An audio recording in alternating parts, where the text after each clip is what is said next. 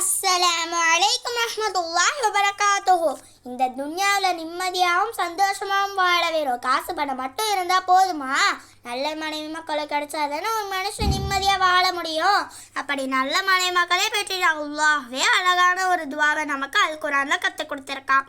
அது என்ன துவானா, ரப்பனா ஹப்லனா மின் அஸ்வாஜினா வதுர்யாத்தினா குர்ரத அஹ்யுன் வஜஅல்னா லில் முத்தகீன இமாமா.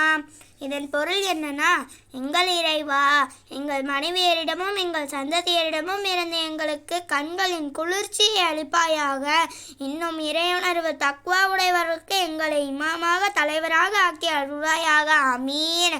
ஒவ்வொரு ஃபர்லான தொழுகைக்கு பிறகும் இந்த துவாவை ஓதி துவா செய்தால் இன்ஷா அல்லாஹ் நல்ல மனைவி மக்களை பெற்று நிம்மதியாக வாழலாம். அஸ்ஸலாமு அலைக்கும் வரஹ்மத்துல்லாஹி வபரகாத்துஹு.